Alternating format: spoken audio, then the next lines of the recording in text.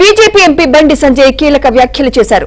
8 మంది బీఆర్ఎస్ ఎమ్మెల్యేలు 5 ఎంపీలు తమతో టచ్ లో ఉన్నారని బండి సంజయ్ అన్నారు. ఎట్టి పరిస్థితుల్లోనూ బీఆర్ఎస్ తో పొత్తు ఉండదని స్పష్టం చేశారు. వాళ్ల నేతలు తమతో టచ్ లో ఉన్నారని, పొత్తులంటూ కేసీఆర్ డ్రామాలాడుతున్నారని బండి సంజయ్ మండిపడ్డారు. అధికారంలో ఉన్నప్పుడే బీఆర్ఎస్ ను ఎన్డీఏలో చేర్చుకోలేదని, ఇప్పుడు ఎందుకు చేర్చుకుంటామని తెలిపారు. పొత్తులనేది కేసీఆర్ సృష్టి అని కామెంట్స్ చేశారు.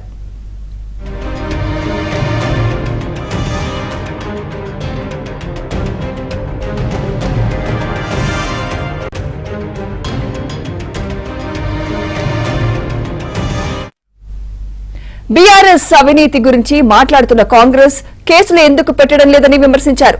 కాళేశ్వరంలో జరిగిన 1,00,000 కోట్ల అవినీతి సొమ్ము ఎలా రాబడతారన్నారు. లోక్సభ ఎన్నికల్లో బీజేపీ కాంగ్రెస్ మధ్య పోటీ ఉంటుందని బండి సంజయ్ అన్నారు. హరీష్ రావుపై అన్ని పార్టీలు సానుకూలంగా ఉన్నాయన్నారు. బీజేపీ కొట్లాడితే కాంగ్రెస్ అధికారంలోకి వచ్చిందని తెలిపారు. కాంగ్రెస్ కొట్టినట్లు చేస్తుంది, బీఆర్ఎస్ ఏడ్చినట్లు నాటకం ఆడుతోందని బండి సంజయ్ సెటైర్లు వేశారు. దొంగ ఓట్లు తొలగిస్తే హైదరాబాద్ లోక్సభలో కూడా గెలుస్తామన్నారు బండి సంజయ్.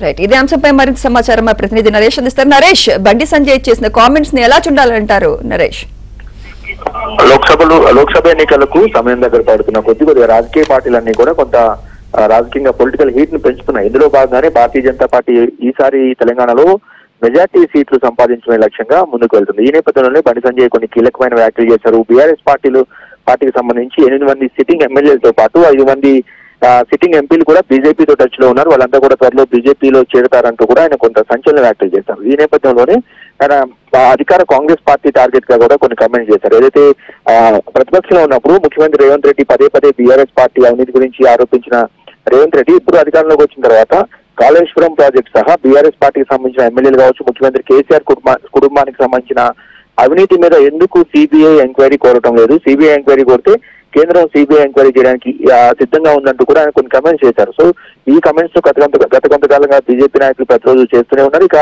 కొన్ని ముఖ్యమైన కామెంట్స్ కూడా ఇక్కడ కొంత ఆసక్తిని కలిగిస్తున్నాయి.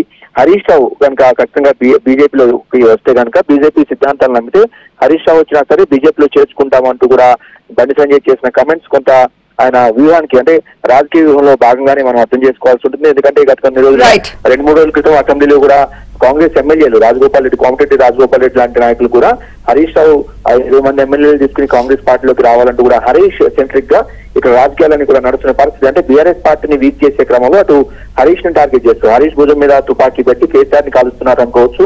మొత్తానికైతే బండి సంజయ్ చేసిన కామెంట్స్ ఏదైతే రానున్న పార్లమెంట్ ఎన్నికల్లో బీజేపీ బీఆర్ఎస్ మధ్య పోటీ ఉంటుంది తప్ప ఎక్కడ కూడా బీఆర్ఎస్ పార్టీ పోటీలో ఉండదనేది ఆయన చెప్తున్నమాట. Right, thank you Naresh.